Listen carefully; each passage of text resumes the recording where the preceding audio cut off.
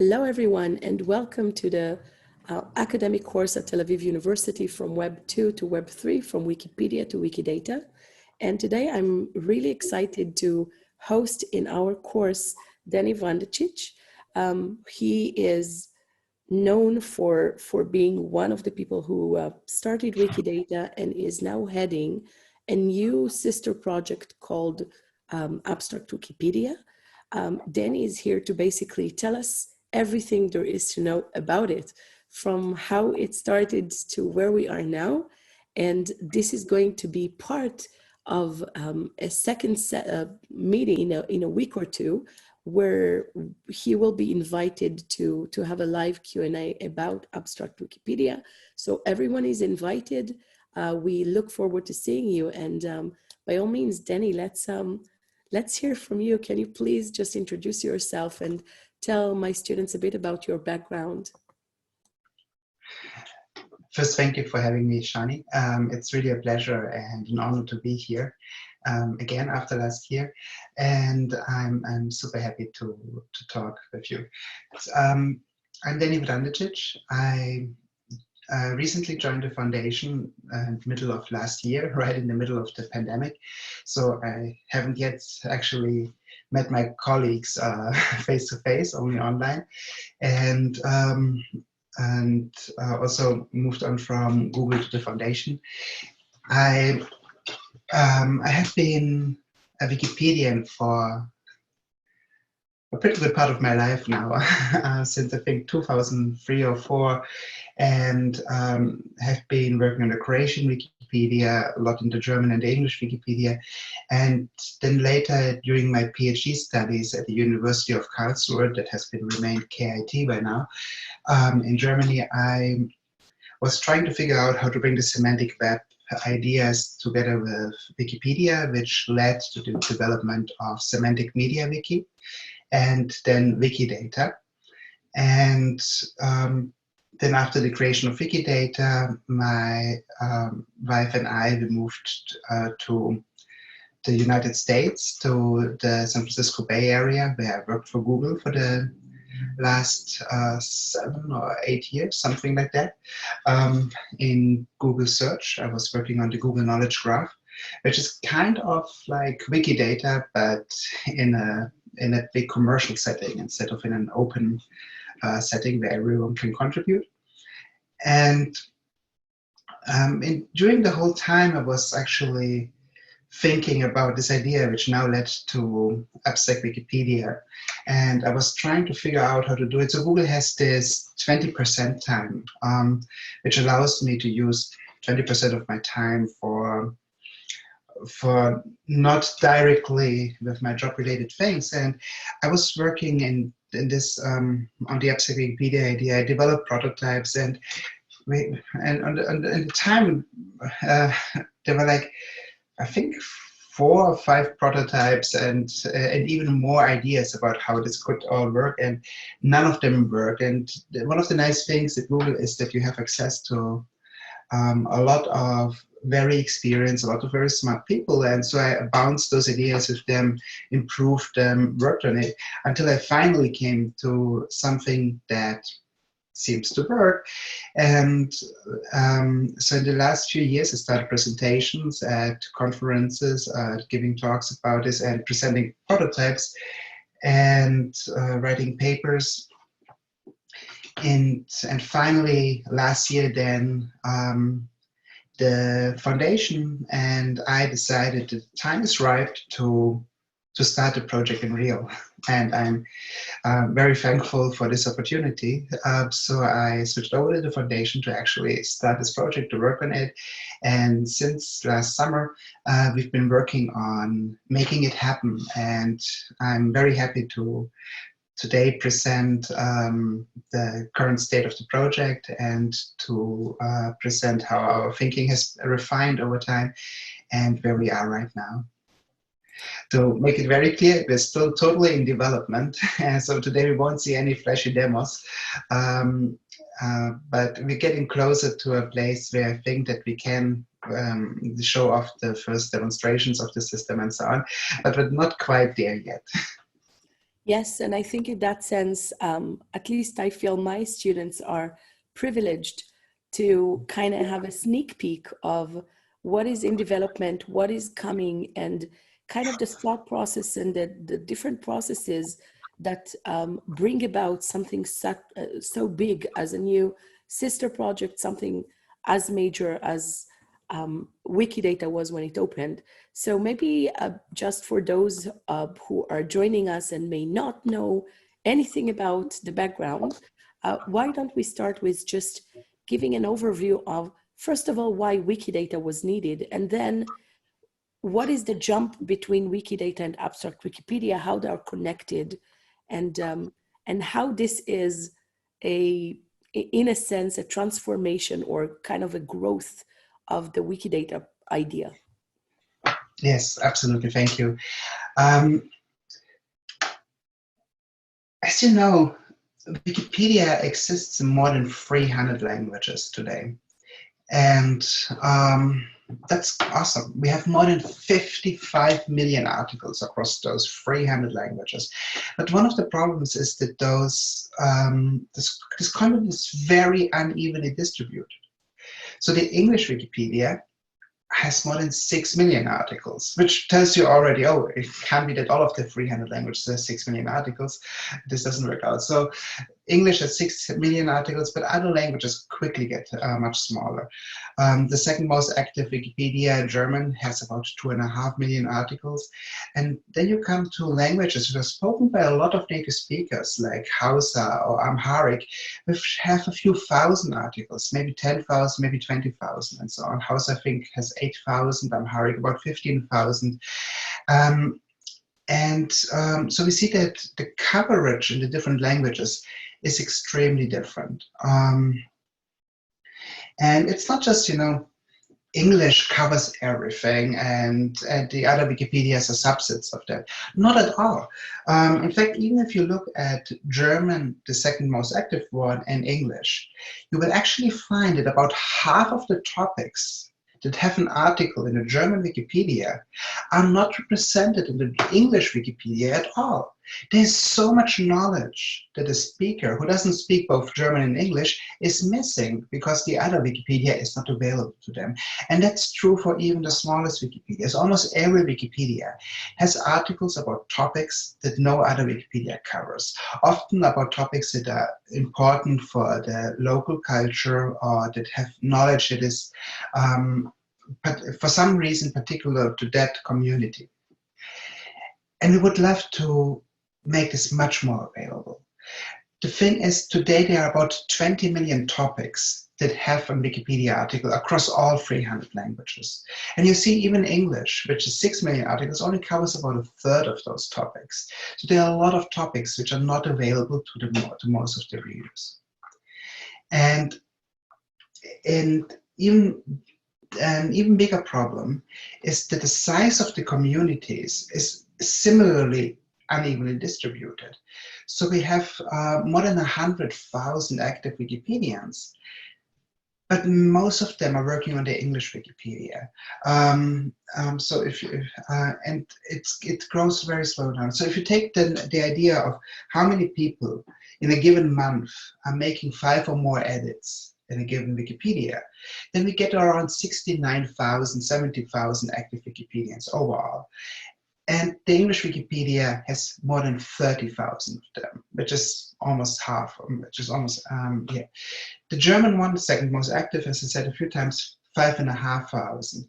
And then half of the Wikipedia languages have fewer than 10 active contributors.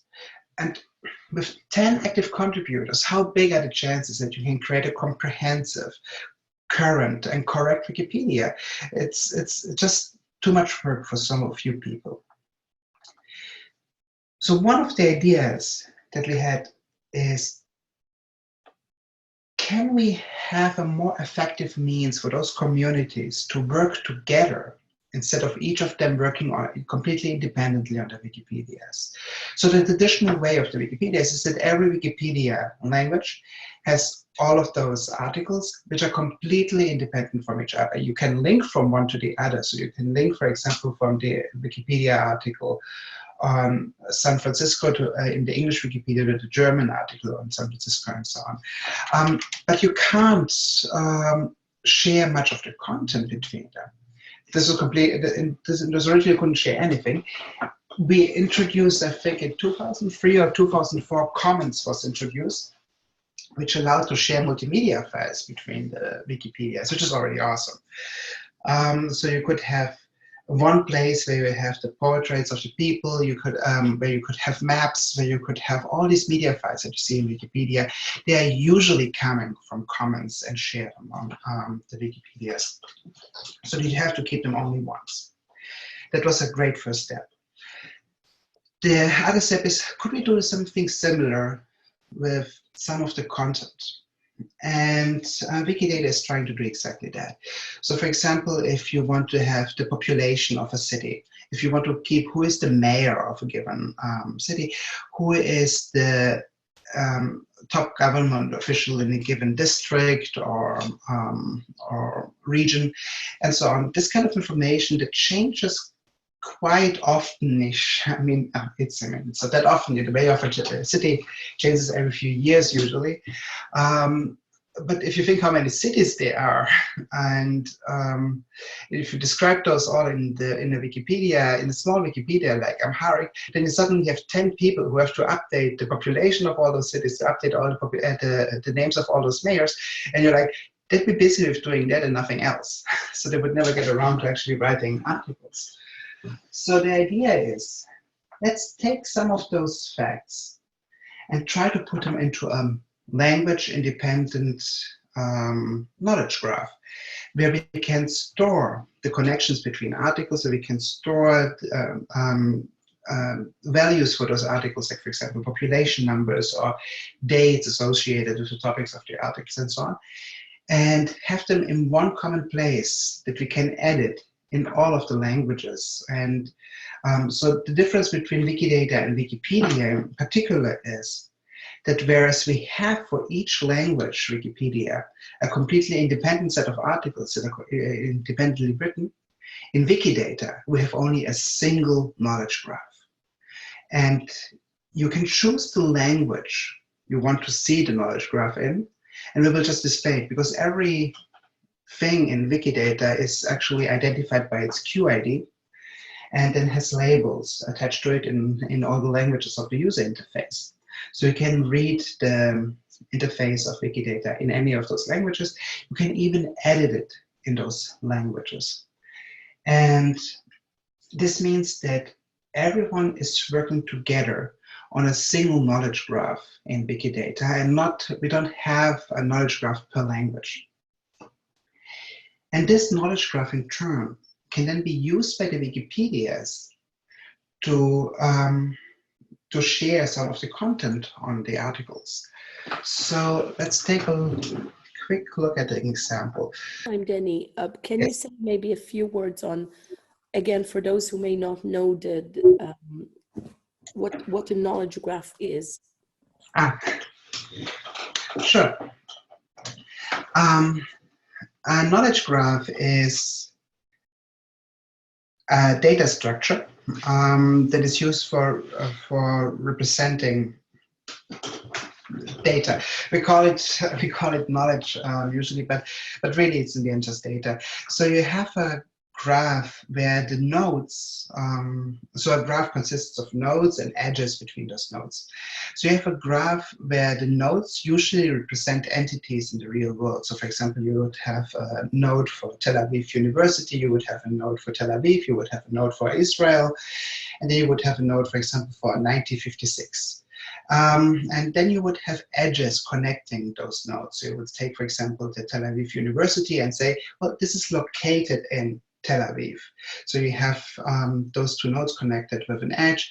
You would have another edge going from Tel Aviv to Israel and saying, well, Tel Aviv is in turn located in Israel. And you could have a node going from Tel Aviv University to 1956 saying this was founded in 1956. And this way you can build up more and more nodes. Basically, every Wikipedia article represents a node, and then we can have even more of those. And currently, Wikidata has more than 92 million of those nodes, and connected with more than 1.3 or 1.4 billion edges between those nodes. So you get this huge data structure, which we call a knowledge graph, that you can then query, that you can then use for pulling data out or for getting certain sets of data out of it. I hope this makes sense. Yes, so basically it's a way to show a hierarchy of information and also the connection between different entities in that pool of data, right? Exactly. Yes, Okay. absolutely. Okay, you wanted to share a screen and we can now see your screen. We do. So what we see here is the Urdu article for Marie Curie. Mm-hmm. And in fact, let me just quickly here to the list one. Okay. And in fact, so today, a pretty big amount, so this is the Wikipedia article for Marie Curie in Urdu. And the thing is that a lot of the information you see here is actually not being stored in the local Wikipedia. It's not being written by the local community. So we start with the info box. Wrong direction.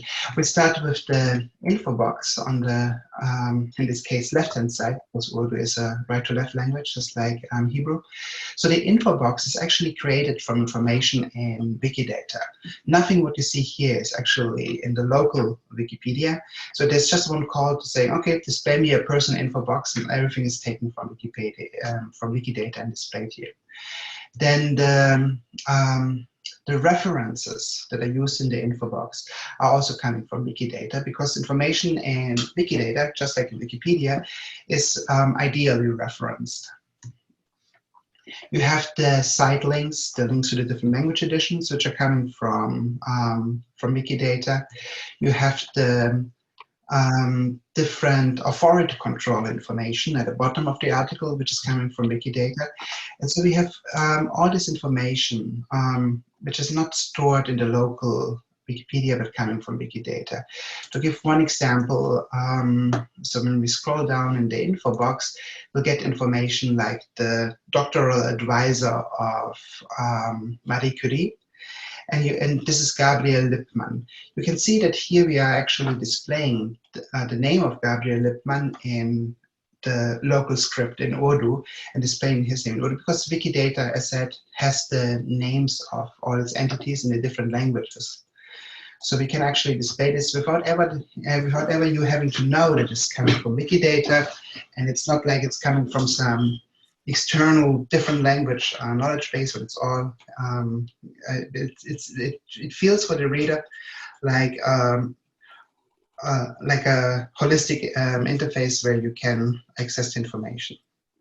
So the only thing left in the local Wikipedia is the actual article, not the info boxes, not the references, and not the site links, but the heart of the article, which describes Marie Curie.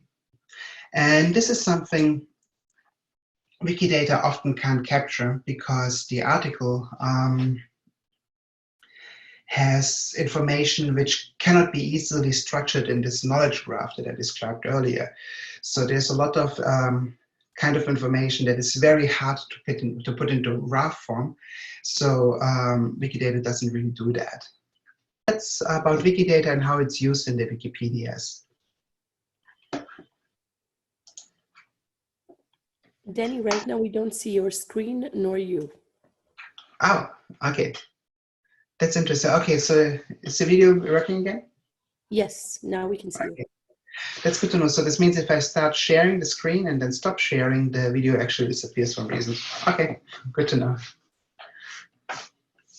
Okay, so that was a bit about the background of Wikipedia and what prompted Wikidata.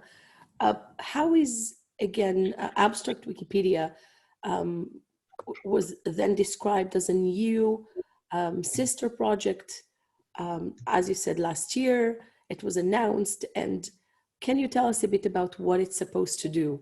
Why do we need yet another project if Wikidata is so awesome, and it is? Yes, I also think that Wikidata is pretty cool, but Wikidata has limitations. in particular, there's a lot of information you can't express in Wikidata, and I want to go into examples to what I mean with that. So let me share this section as well. Okay, so with regards to expressivity, Wikidata has certain limitations. Wikipedia has a huge advantage that it's using natural language to describe the topics of it. This is obviously because that's how humans communicate. So now, natural language has certain advantages over what you would do in a knowledge graph. You can express narration in natural language, you can express reference by description, and you can much easier talk about redundancy. I will go through these 3 points in detail. So first, narration. This is text from the, I will read it out in a second. So this is text from the Marie Curie article about how Pierre and Marie Curie were courting each other. The mutual passion for science brought them increasingly closer, and they began to develop feelings for another. Eventually, Pierre proposed marriage, but at first Sklodowska did not accept, as she was still planning to go back to her native country. Curie, however, declared that he was ready to move with her to Poland, even if it meant being reduced to teaching French. Meanwhile, for the 1894 summer break, Sklodowska returned to Warsaw, where she visited her family. She was still laboring under the illusion that she would be able to work in her chosen field in Poland, but she was denied a place at Krakow University because of sexism in academia. A letter from Pierre convinced her to return to Paris to pursue a PhD. At Sklodowska's insistence, Curie had written up his research on magnetism and received his own doctorate in March 1895. He also was promoted to professor at the school. On July 26, 1895, they were married in Skor. Curie's dark blue outfit, worn instead of a bridal gown, would serve her for many years as a laboratory outfit. So there's a lot of information in this text that we understand because we are humans. We read this natural language and we have a feeling for, mutual passion for science, bringing people together, that they began to develop feelings for one another. But capturing that in knowledge graph, I'm not saying it's impossible, I'm just saying it's hard. It's very difficult. And even if you try to capture the things in this text, in this short text, which can be captured, things like, okay, so we have Marie Curie, her nationality is Polish, she was born in Warsaw, she was applying to the Krakow University, but the Krakow University was then denied because of sexism in academia. There was Pierre Curie who proposed marriage. They were actually married then in 1895, and so you build this graph out, but you see there's still a lot of missing what we just had in the text. And also, if you have this graph, the one thing about a graph is that the edges are not ordered. You don't have an order in which you're telling the story, but for a human, and this is where natural language is really excellent at, it's important to tell a story in an order. If you just throw random facts at someone, nothing will stay with the person. It won't make sense. For making sense, stories are a really great vessel in order to be able to tell a story, and that we can then connect in our own understanding of the world and say, oh yeah, sexism in academia is something that I have an understanding of. I know what Poland is. I can locate a Krakow University. I can build this story of Marie and Pierre Curie into my wider understanding of the world. If I just would be throwing, facts at you, it wouldn't be very helpful. And those Wikipedia articles wouldn't be great. Another thing, so this is the narration. Narration is really badly captured by a knowledge graph. It just doesn't really work like this. The second thing is the reference by description. Even after doing all of this, there are a lot of topics inside of this text which actually don't have a Wikidata item, particularly in this case, for example, Curie's dark blue outfit. So one thing that natural language does well is to create references on the fly just by describing things. Like I say Curie's dark blue outfit, and there we have an entity being identified, and we're just describing it. In Wikidata, everything needs a QID, so everything needs to be an item, everything needs to be its own page. And whereas I think that Curie's dark blue outfit, where one is a bridal gown, would definitely make sense to have it as an item, we currently don't. And then the question is, like, how many more items would we have if all of the topics that are mentioned at all in the Wikipedias would have items? So there is an alternative to this to allow actually just reference by description and not require items for all these topics, particularly if they're just mentioned in a single item, in a single page and so on. The third point that I was mentioned that natural language is good at, but knowledge graphs are not, is redundancy. So for redundancy, staying with Curie's article, if you look through the Wikipedia articles of Marie Curie in the different languages, you can find that in all of those articles, basically every article that has a bit more text, like for example here, English, German, Italian, Spanish, Chinese, Russian, Arabic, Arabic, and in all of those, we'll find one specific fact being explicitly written into the article, and that's this here in Arabic, or here in Russian, Spanish, Italian, German, Chinese, Korean. In Korean, it's basically half of the article, half of the opening paragraph, and here in English. Curie is the only person that has won Nobel Prizes in 2 different scientific fields. So, why is this fact interesting? Well, we know that it is interesting because across all these languages, different volunteers without coordination have went into the article to write this information into the opening paragraph of an important, widely read article. So we know that, and those people have done this, you know, not by translating it from one article to the other, they mostly did it independently. So this is obviously a very important fact about Marie Curie. And it's an awesome fact. I mean, it's a complete unique thing to get 2 Nobel Prizes in 2 different scientific fields. So why can't Wikidata represent it? And in some way, you know, it can, because in Wikidata, we can have the information about every single Nobel Prize winner. We can have every Nobel Prize being described, like what are the different categories, who won it in which year, for what kind of work they won it. But this tabular information about, like, here are all the winners and they won it in these categories and so on, it contains the information that Marie Curie is, in this whole list, the only person to win the Nobel Prize in 2 different scientific fields. But it doesn't make it explicit. This information is completely redundant with the whole list of winners of Nobel Prizes. And natural language is good at explicating this redundancy. It's great to, you know, to say this, and it's and to have this fact, which we obviously consider important for Marie Curie, because if someone reads just like the opening paragraphs before we get to like all the details, they still get this information. But in Wikidata, you can't capture it. There's no way to actually capture this information in a graph easily and to make it accessible, because, well, the big advantages of graphs is that it's good for capturing information which is kind of uniform across many different topics. So the uniqueness of something is very hard to represent and capture. Natural language doesn't have this problem.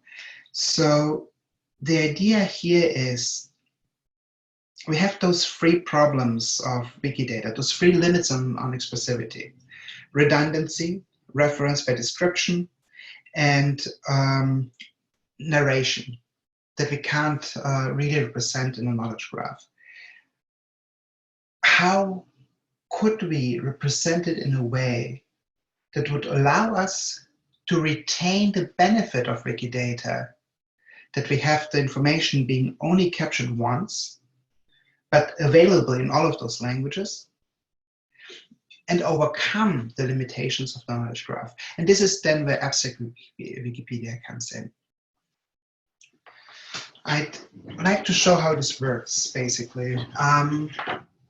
So let's take this example. Let's stay with the sentence. Marie Curie was the only person to receive the Nobel Prize in 2 different scientific categories. The idea is, can we capture this sentence somehow in reusable templates, or we call them constructors? So here the idea is, let's take something that's called like only person data, and that has 2 fields, 2 slots. One is the person, second is the condition, and the person in this case is Marie Curie. The condition is, well, what she's the only person, it's about award winning. So let's build in another constructor. We say the award is a Nobel Prize. The type of the Nobel Prize is, take a noun phrase of modifiers. We say we have 2 of them. The modifiers are different and scientific, and we're talking about categories. And this hopefully represents the sentence, Marie Curie was the only person to receive the Nobel Prize in 2 different scientific categories. And now, just like with Wikidata, what you see here is English labels, but in reality, those would be some identifiers. So it would be numbers that are attached to different labels in different languages. So, and it doesn't really matter, you know, if this representation then exactly gives you this sentence, or if the sentence is the only one, whoever won Nobel Prizes in 2 different sciences was Marie Curie. So one or the other, both would work. What does matter is that we can take this abstract representation of the content and also turn it into a different language, like here, for example, Croatian. Marie Curie je jedina osoba koja je dobila Nobelovu nagradu u 2 različita znanstvena područja. So we can take the same abstract content and translate it into different languages and make it readable as natural language in different languages. What we need for that are those constructors that can be then built together, that can be composed together in order to make more complex abstract. What we need is for each constructor a renderer that takes the content of the constructor and translate it into natural language. This here is a very simplified hand-waving version of how this looks like. In most languages it will be much more complex because they have to follow rules of agreement and so on. English is deceivably simple with regards to that. So we would have one renderer for each language. And the idea is then that we can maintain and keep those this abstract content built from those renderers in a central place, like for example, Wikidata. Then have those renderers take this abstract content, translate it into natural language, and this is then available to the Wikipedias to fill the gaps that they have in their respective Wikipedia. So we can switch out a renderer from one language to the other, we get different language, and this would be used by the different languages. Now, writing all these renderers is a lot of work because they should be covering like hundreds of languages, which is a very small team at a foundation. So we do the usual thing, we crowdsource this problem. And we say, okay, those renderers have to be written in a new project. This is Wiki Functions. And we'll get back to this later in a moment. So now we have an infrastructure where we have the content in a way that abstracts from natural language, where we have abstract content in Wikidata, where we have functions that translate this abstract content to natural language, and this text then can be used by the individual Wikipedias in their languages to fill up gaps that they have. And this way, we get a new architecture for Wikipedia, where we have only one content per item, instead of having an article per language, per topic. We have only one abstract content for every topic. We have a set of renderers for each language. And this allows us to have basically reduced the cost of creating a Wikipedia in an individual language considerably, because you only have to create a content one time instead of creating it 300 times and maintain it one time. So this is why this is much closer to Wikidata, by having the central place of storing the content, and then have those translators allowing to access them. Thanks, Denny. I just want to make sure that I understand and that hence my students understand. So Yes. in a sense, if I'm trying to sum up everything that you've just told us, we are trying to create a more structured way for both machines and humans to be able to construct more of the content that we usually see on Wikipedia, but in a structured way, so it could be translated almost automatically, right, into different languages without so much work. I Yes. think that the implications were, we can discuss the implications later on, but in a sense, you're saying that in order to do that, we need Wiki Functions, right? So the idea of Abstract Wikipedia is that we will extract the essence of each article, construct it in a way that could be translatable, right? So articles could be constructed in many languages out of it, and then volunteers can fill in the gaps, but it's much less work than trying to construct everything. So not only it will save volunteer times, but it will also, in a sense, make sure that there is more cohesiveness, more similarities between different articles in different languages, or at least the essence of it would be more similar. So that's one. But then you explained about Wiki Functions, that would be the sort of the infrastructure or what enables the concept of Abstract Wikipedia. Did I get that right?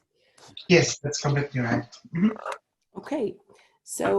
Okay, so first of all, the idea is quite amazing, and I think I will speak to many.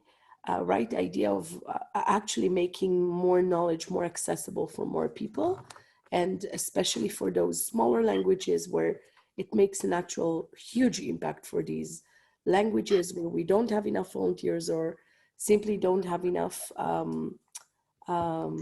content in. So it will auto-generate, in a sense, more, right, more information, like we've started to do with Wikidata, but it will take it to another level, right?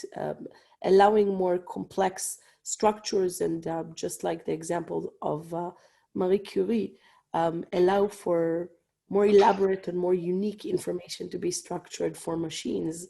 So it's then easier to kind of recreate. Um, so tons of questions around that, but I'll I'll start with maybe the basics. Some people, if you can connect it to the different naming. So we've now discussed the difference between Abstract Wikipedia and Wiki Functions. So what is WikiLambda, which is also another name that was floating in the air? Yes. Um, So the naming has shifted over the last few months a little bit. WikiLambda was the original name for the proposal. It was basically a strawman name because I was always expecting that the community should have the actual say on the name. And so let's not go historical. So today, Wiki Functions is the name of the new Wikimedia project we're going to start with, which will provide a place to write those functions, those renderers that translate abstract content into natural language text and more. I will talk to Wiki Functions in a little bit. So Wiki Functions will be the name of a new Wikimedia project. WikiLambda, as it stands, this was the original name under which Wiki Functions was proposed. WikiLambda has become the name of the actual software which extends the MediaWiki software in order to allow for Wiki Functions to work. So it's basically what MediaWiki is to Wikipedia. That's WikiLambda to Wiki Functions. That's Wikibase for Wikidata? Wikibase for Wikidata, exactly. Mm-hmm. So today, Wiki Functions is the name of the extension. Abstract Wikipedia is nothing that will actually exist in the end as a singular thing. Abstract Wikipedia is the interplay of Wikidata, Wiki Functions, Wikipedia that allows for Wikipedia to have this functionality of having more content be available to everyone in their own language. But it's not an individual piece of software. It's basically the name of the whole project that will that will change the way the current Wikipedia works to the way that the Wikipedia will work in the future using WikiFunctions, using Wikidata more than it does today. Mm-hmm. That makes complete sense, actually. I'm wondering now where we are in terms of actual development. Can you share a bit about what's happened since we announced the project and obviously picked a new name and the logo, and the team has been working for a year. What happened in that year? Yes. So here we have to, as I just said, so WikiFunctions will be the infrastructure that will make Abstract Wikipedia work. And sorry. Okay, so WikiFunctions will be the infrastructure that will make the Abstract Wikipedia work. And for WikiFunctions, basically, the idea here is, you know, we have those terms constructor, renderer, content, and they're pretty specific to natural language generation, and these are terms that are not widely understood.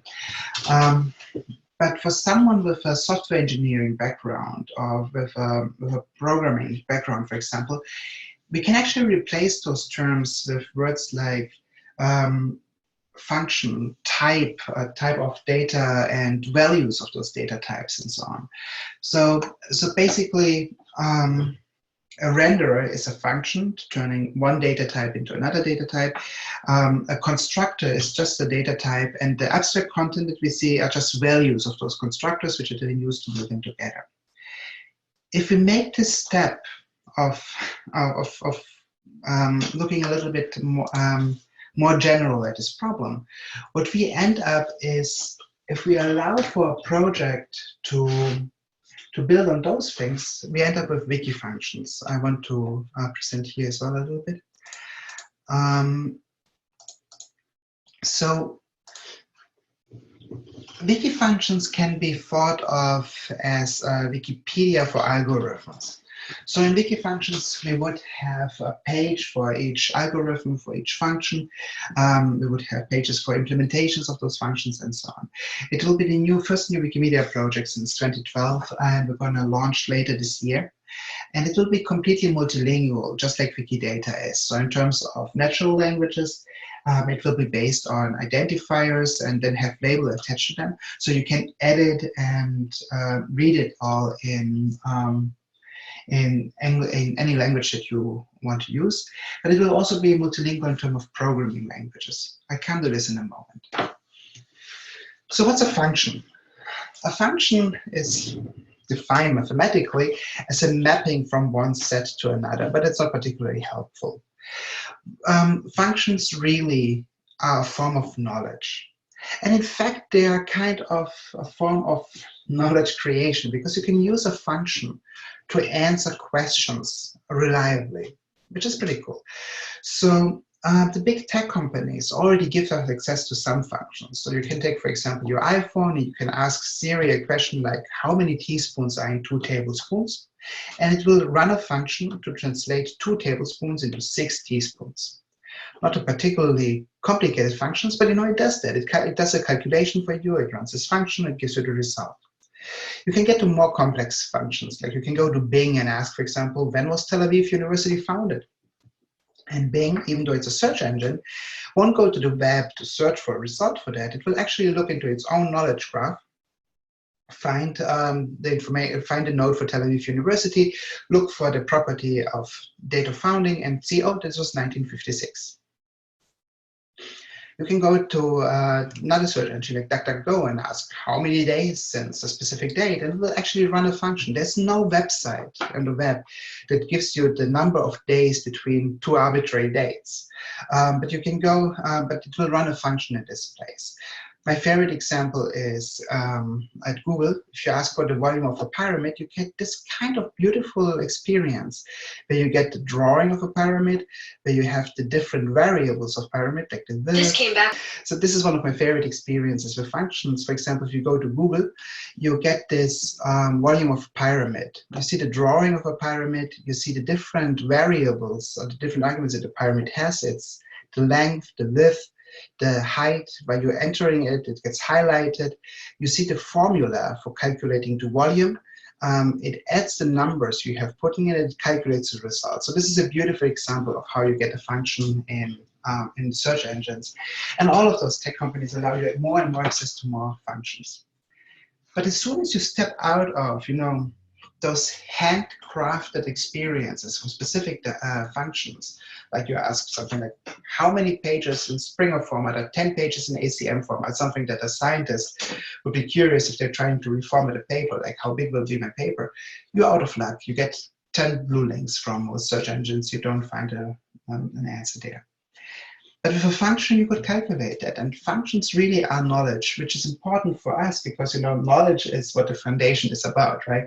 Our goal is to allow everyone access to the sum of our knowledge. So functions are a new knowledge format that we want to make available to the communities. And knowledge is power. And making functions available will enable more people to do more things than they can today. Just as making Wikipedia available, making this knowledge available to everyone. Remember, before Wikipedia, a lot of knowledge was not as easily accessible through the web. We make this knowledge available, which empowers so many people to actually act better, to understand things better, to find the best routes for their lives and for the courses of action.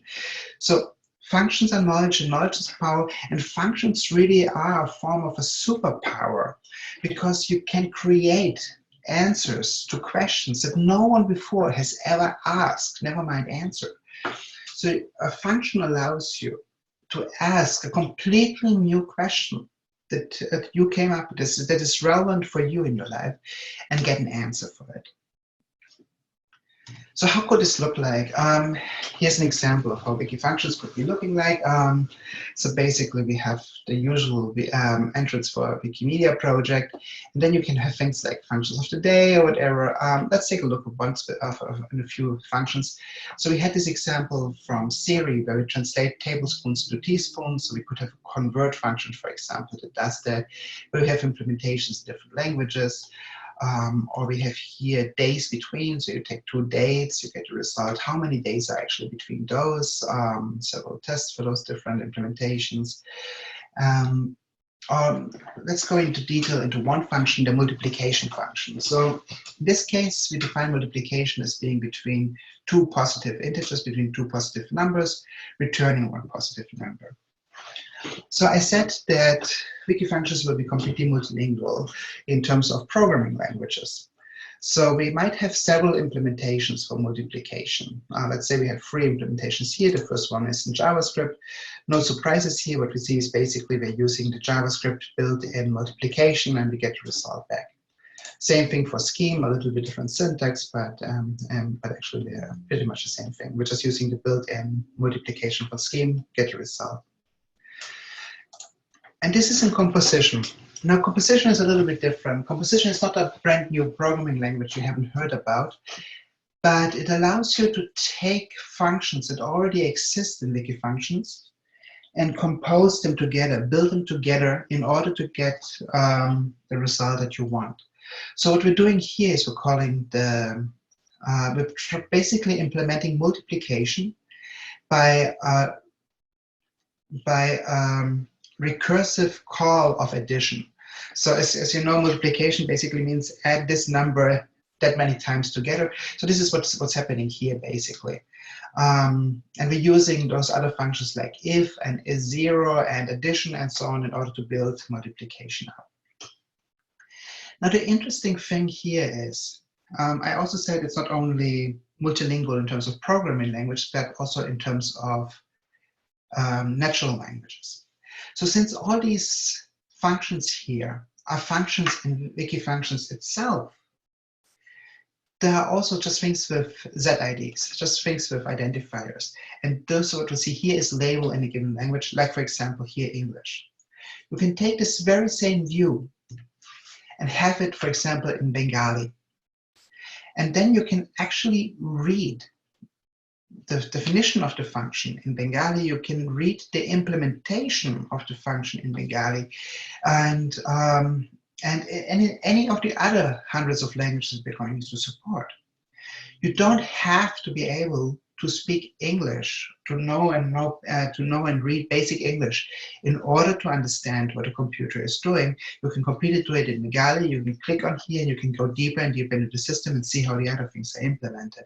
So the implementations of all these functions will be available in all of the languages that WikiFunctions supports, and you will be able to edit those in all of those languages. You don't have to be, we really want to widely democratize access to functions, to widely democratize the creation of functions. Everyone can contribute to this large pool of functions. Everyone can write, everyone can use them. We want to allow access to those functions in many different modalities, be it, through your own code, through apps, smart speakers, on the website, on your phone, through spreadsheets, and so on. So we want to make it all accessible and available. And there's many other things you can do with WikiFunctions. Eventually also having this natural language generation library, which we'll need for Abstract Wikipedia to turn the abstract content into content in those 300 and plus languages that we're going to support. And I admit it's a little bit of a stretch, to go from a function that converts tablespoons to teaspoons to a function to allow you to express the only person dead in 300 different languages. But that's our goal, basically, to build on top of WikiFunctions those natural language generation functions, those renderers, that will then allow to create content, that will be allowed to create text in those natural languages and make them accessible in different languages. So this year, we really are focusing on getting WikiFunctions out of the door. We're in a pretty good state, and I hope by the time that we are having the live session, we'll actually be able to demonstrate it a bit and start off with that. The next year, we want to focus on building up Abstract Wikipedia on top of WikiFunctions, so that in 2023, we will be in the situation that we have much more knowledge available in much more languages, and that everyone can contribute in those languages back and forth across the languages, and basically tear down the language barriers that we currently have between the Wikipedias. Thanks, Denny. This sounds really good. I'm wondering if you can explain just a bit more about the idea of the functions and how exactly it's going to work. So from what you said, I understand that that WikiFunctions will be sort of a library of different functions. But then how exactly is the process going to work? Does that mean that people will go to Wikipedia, and from Wikipedia will structure things, or they will go to a different place to create all this structured data?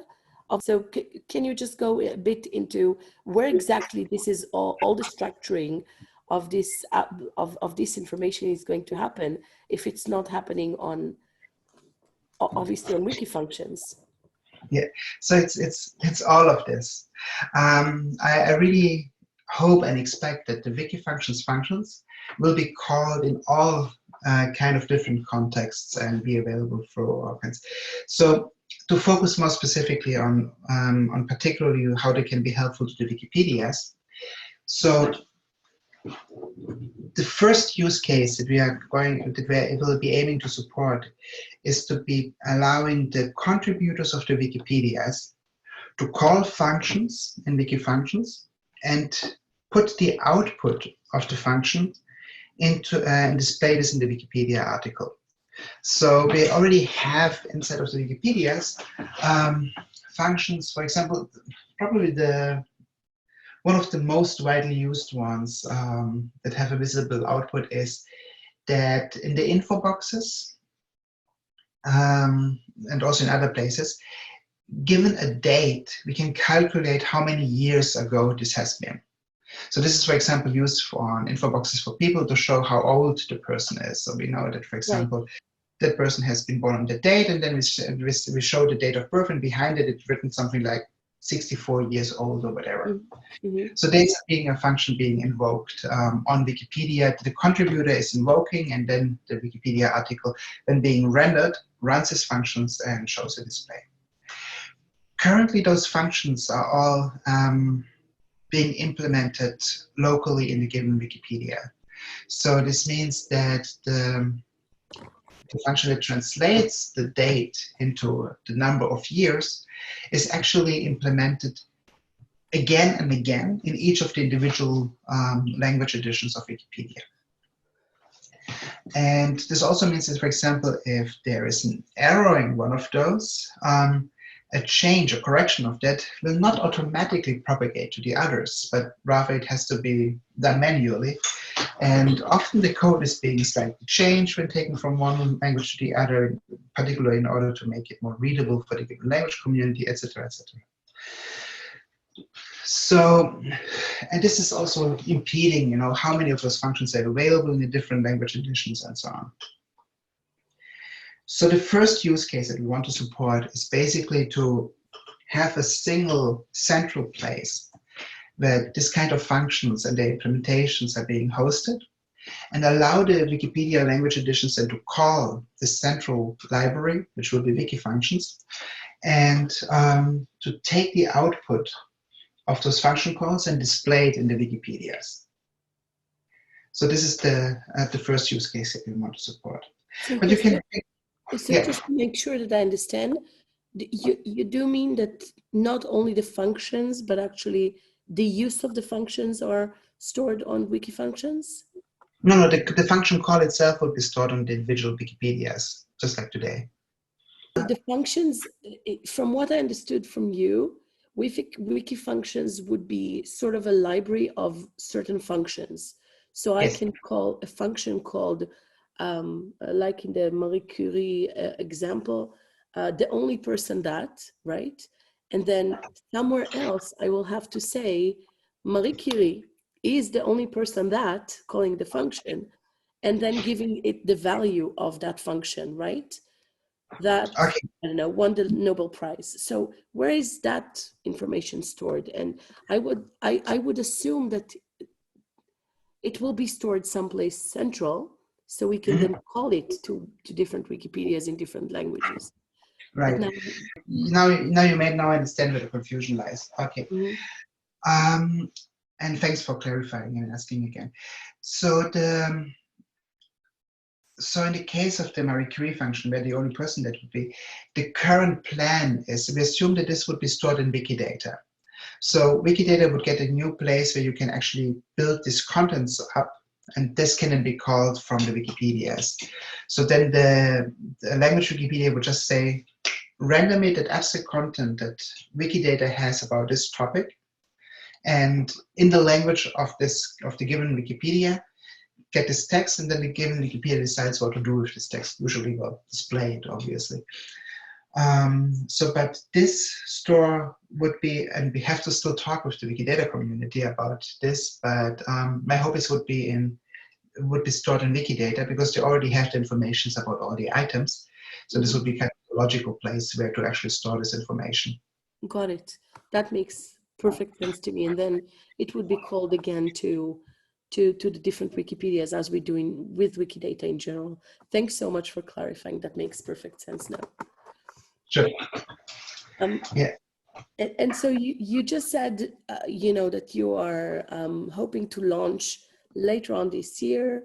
And I want to take right before we wrap up this part of our conversation, and just hopefully, leaving people eager for more and wanting to ask like gazillion other questions like I have. I'm wondering if we can talk just briefly, right, about some of the implications of having that. So some of it you've already mentioned. In a sense, this is about making the internet, and specifically our wiki projects, more inclusive, more equitable, more balanced in a way, but kind of making more knowledge more accessible in more languages, especially for developing countries, especially when we don't have enough volunteers, et cetera, et cetera. So that's one aspect, certainly. But can we delve a bit more into the implications of having such a thing online? Do you see this as part of the semantic web vision? Is this part of something completely new? How does it tie to artificial intelligence and machine learning? And why are we using NLP and other stuff to like support what we do? How does it all tie together? Can you give us a bit of an overview vision of how these all different entities connect? This is a very big question. Yes. I try. So this is a Wikimedia project, which means that the content and the results have ultimately still be controllable and editable by the communities. This is one reason why we are not betting strongly on machine learning for the natural language generation part, for example, because in the end, if you see the output of natural language generation model, like for example, you take BERT or GPT-3 and generate something, you can't actually go in and say, oh, no, this is wrong. Let's fix this one thing and edit it accordingly and then see this published. And then this kind of error doesn't happen anymore. Machine learning isn't at a point where we can do this kind of thing. So we are actually relying on classical symbolic approaches. Those have been the main approach in natural language generation, natural language processing up until maybe the 2000s, the early 2010s, and have since been replaced in research mostly by machine learning approaches. Mm-hmm. We have still places in the project where we will use current results from machine learning, particularly, for example, in order to improve our user experience and so on, to allow many people to actually contribute to the content. It would be great, if people could just write in their language, normal text, and they don't have to understand anything of those constructors and the renderers and all this stuff that we're doing in the background, basically. It would be great if this doesn't have to be visible to them. And there we hope that we can use machine learning in order to basically be more inclusive on that side, and not require people to go for a training course first before they can contribute to Abstract Wikipedia. But in the end, most of the results that we are creating will be in the classical approach. They were following previous research results. There's nothing new that we're doing here. We're just doing it in a new scale. So we're following that. With regards how does this work with current AI and ML approaches, on the one side, it's informed by those. And on the other side, I expect that this will become, just like Wikidata has become, a new important training corpus, basically, for a lot of work in AI. I wouldn't be surprised at all if in 5 to 10 years, Wiki Functions becomes a major corpus used in AI research, in ML research, and so on. And if that informs how and changes and shapes the way that the research agenda develops forward. So I hope that this will basically contribute. On the other side, there's also a little bit of an expectation that within, let's say, a decade or two, that a lot of the work that we're doing right now with Abstract Wikipedia might become superfluous. If everything goes right, the translation mechanisms and so on will finally be good enough that actually a lot of the work that we're doing here is not needed. But there is at least a 10-year window, if not a 20-year window, until we get to this point. And in that time, it's still extremely valuable to actually make this knowledge accessible to people. And in addition, Wiki Functions will become an interesting resource in itself, which can contribute beyond those results that machine learning can achieve. Also, as you are probably aware of, machine learning is particularly good for those languages where you have large parallel corpora, which means for the languages that need it the least in terms of Wikipedia languages. We don't need that much translation from German to English. I mean, still useful, as I said, half the articles in German Wikipedia are missing from the English Wikipedia. But nevertheless, the languages that really would benefit from those are the ones that don't have large corpora. For focus languages that we have chosen for Wiki Functions and for Abstract Wikipedia is Dagbani.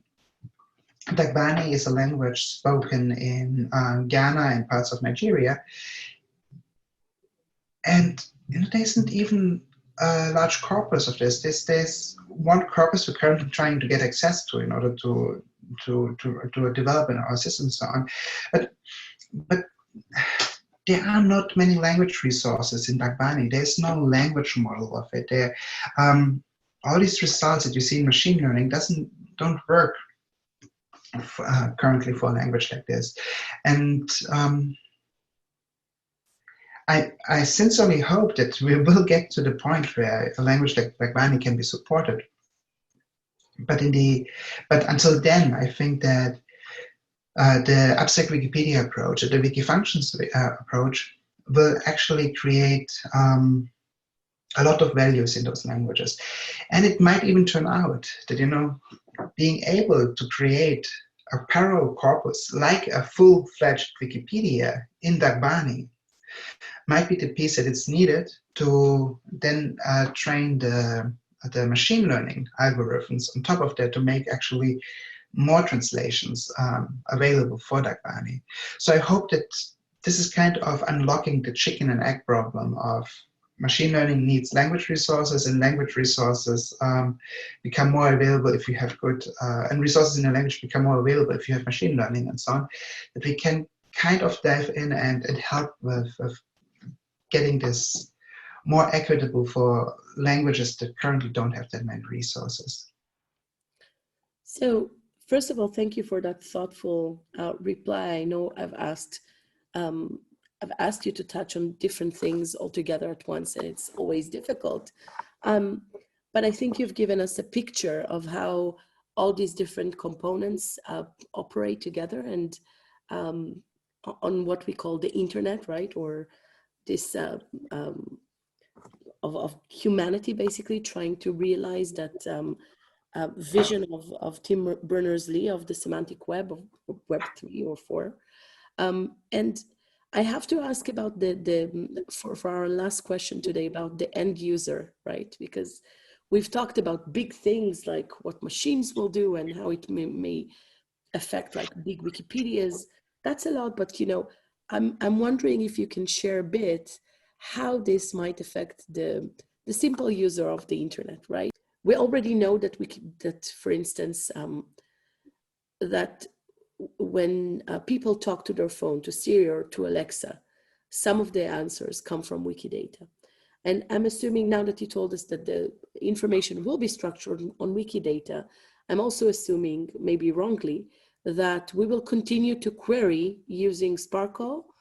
And so how do you see the progression on that and making it more accessible for the end user, just surfing the internet or living their lives? How does that work?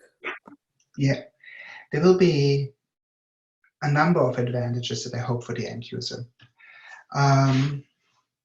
First, I hope that there will be more Wikipedia content available for every end user in their own language, in the language they are really comfortable with understanding the content and be able to read much more knowledge than they can today, and to have this content be more neutral, to be more comprehensive, and also be more reliable than it currently is for many languages. Second, I hope that the functions that we will make available, that will become available through Wiki Functions, will help everyday users in their everyday tasks to solve them easier, to find answers to questions that they have in a reliable manner. Particularly, for tasks that currently are not available because no one in Seattle or in the Bay Area has thought about implementing them, but because we are opening this up for a much wider community of people to create functions to allow new classes of tasks and so on.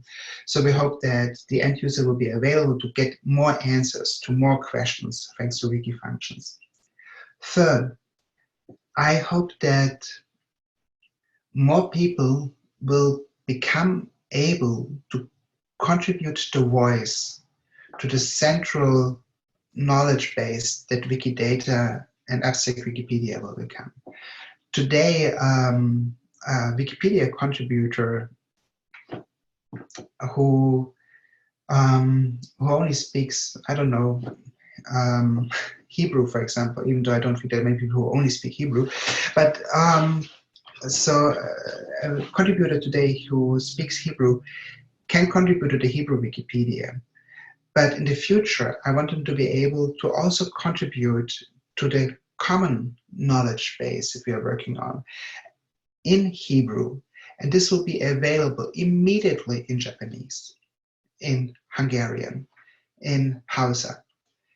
So this means that in the future, I hope, that today we already have the case that for the first time in history, thanks to Wikipedia, the people in the Congo can write about the history of the Congo and make it available to the whole world.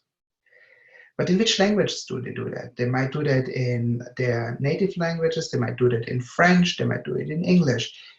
They probably won't write too much in Hungarian. They probably won't write too much in Finnish. They probably won't write too much in Portuguese, maybe in Portuguese, okay. But basically they reach a certain number of languages with their voice. And in other languages, their voice is not represented at all. By contributing to a common knowledge base, which is then available to all of these languages, suddenly we can have people from the Congo writing their own history in all of those languages and make it available to readers in all of those languages. They don't have to look at the history of the Congo through the lens of Belgian historiographers that are available in the language. Or so they really can contribute their own voice to it. They can describe their own culture, they can describe their own food, their own dances, their own history themselves. I'm not saying that it will become immediately an equitable world where everyone does that, but it becomes a world where this at least is possible. So we will still have to overcome issues like, people in the Congo or Dagbani speakers don't have the same form of internet access, don't have the same devices with which they can edit the common knowledge base, with which they can edit Wikipedia. There will still be many other reasons for inequality and for different places, but at least one of the hurdles that we currently have, the language hurdle, where the voice of someone is only heard in the language they speak, this is something that we can help making better, where we can help to bridge the voice, to allow it to share in many different languages as well. So I hope that the idea of the web as a place where everyone can connect to everyone in the world, just like we are right now, connecting across the globe from Tel Aviv to Berkeley. I hope that this idea of a world where everyone can connect to each other, where everyone can contribute the voice to the conversation, to the common knowledge base, that we get it one step closer through Wiki Functions and through Abstract Wikipedia. Amen to that. And with that optimistic note, I want to thank you so much for talking to us about Abstract Wikipedia and Wiki Functions. It's been really, really interesting to hear the difference between this year and last year and kind of see the evolution. And I look forward to the Q&A with you because, only this talk, as I already mentioned, only created a gazillion other questions for me, as I'm sure to other people who are listening. So everyone is invited on June 7th at 3 p.m. Israel time, which is 12 UTC, to join us. You can send questions in advance if you want, and we'll try to have Denny answer all your queries. Thank you so much, Denny, and we'll see you very soon. Thank you so much for having me, Shani, for giving me the opportunity. And I also want to point out that this shouldn't be a one-way conversation on in June, but I would love to also to hear thoughts of your students and everyone else joining us, because there's so many questions that are open to us still. We're still struggling with how to communicate what a function is, how functions are useful in everyday life, and how to make this idea more accessible to more people. And I would love to hear thoughts, ideas, and conversations around this topic and around potential problems that we would have with the systems that I have presented, with terms of like things like knowledge colonialism. Like, could it also be used as a vector for pushing more knowledge, more individual knowledge out, and to decrease the diversity of knowledge in the world? So all of these things I would love to hear also from your students and to hear their thoughts on that, and to discuss those, not just as a question answering system, and not just a question session. Certainly, and if you would like, we can share, if you already have some outlets where people can go to contribute information, to ask questions, by all means, let's share those with people, so we can already direct them to some of the places where whatever they have to tell you is curated. So, and whether it's a page on Meta, a Facebook group, a Telegram group, whatever, we can have that. And please hear Denny's request and share your thoughts and ideas, because it matters. So thank you all, and thank you, Denny, specifically for taking the time to talk to us. And we'll see you on June 7th. See you then. Looking forward to it. Thank you so much, Shani. Bye-bye.